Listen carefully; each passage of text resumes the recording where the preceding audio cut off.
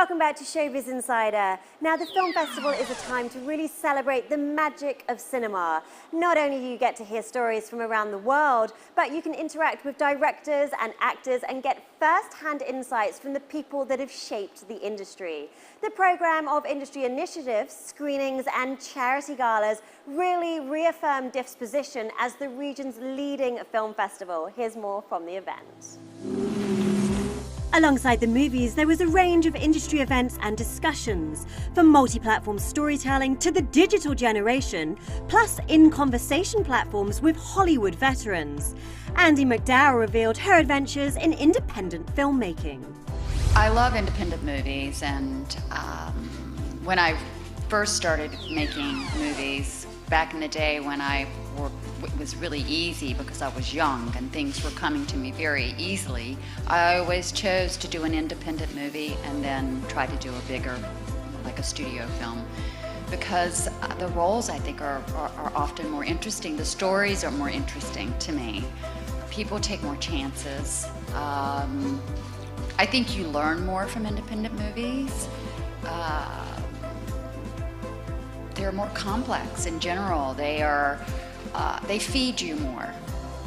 Usually there's more of an intelligent nature to them that I find interesting.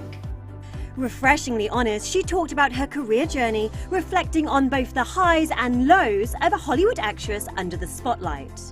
I did Greystoke when I was 23, and then my voice was dubbed by Glenn Close, and that was recovering from that. The thing that is so great about it was, like, years ago I really didn't want to talk about it, and I don't really care anymore, but because to me it is actually more interesting to talk about it. No one went through what I went through. No one's done that, had the same journey that I've had, and I think it's a fascinating journey as an actress to be able to say that I survived that.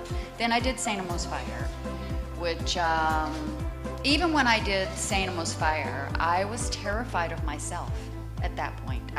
Even though I had gone to class, I went to class, I immersed myself. I decided that this was a fight I was going to take on.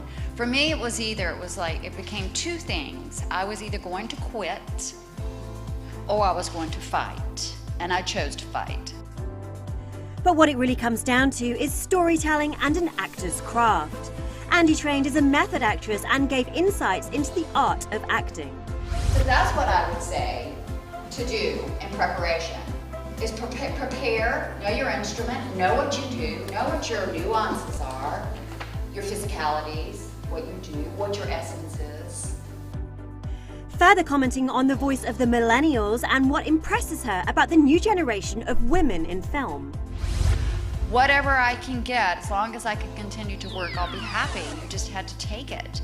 But I don't think the millennials are going to do that. I see them. I see what they're writing. I see what they're saying. I see what they're asking. And they're not my generation. They're not going to be walked on. They're standing up for themselves, which is fantastic, because I want my daughters to have equal opportunities. And it's, you know what, the thing of it is how you're perceived. It's an opportunity to be perceived as equal, as valuable. It's like, why do women all of a sudden age out and men don't? It's very bizarre. And the brutally realistic statement of advice from a Hollywood queen is, if you want to be successful in this business, if you make people money, they like you. It's amazing how that works. But if you have critical acclaim and you make them money, then all of a sudden it's like a paradigm. I became no longer someone to laugh at, but to take serious.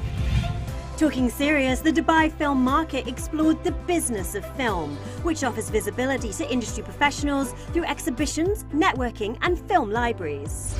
Well, the Dubai film market has been, organically growing for the last few years, and it's become a really important destination for business, for all the filmmakers as well as industry professionals, not only for the region, but anybody that's seeking anything from the region comes down now from different parts of the world. We've got the Dubai Film Connection, which has great projects. I mean, if you look at what we've been doing, it's almost 10 years old now. We've had projects that have traveled all over the world. You've seen great filmmakers come out of it. So all of them are evolving. happening. We're getting better and better names wanting to participate. We've got more people coming through. We're getting more business getting done. More films are getting distributed. More films are getting funded. So for us, it's great. I mean, this year you'll see that we've got 15 co-productions or films that have been produced out of the UAE, which is a great number. When we started out, there was nothing, I think. And we've also got 6 Emirati feature films competing this year. So it's great. I mean, we're really seeing a transformation in the industry. We're seeing the box office admissions grow. There are more theatres being built here. UAE is the biggest box office admissions in the entire MENA region. So there's a lot happening, and I think it's a great time for the region. I think it's a great time for the UAE, and cinema is blooming.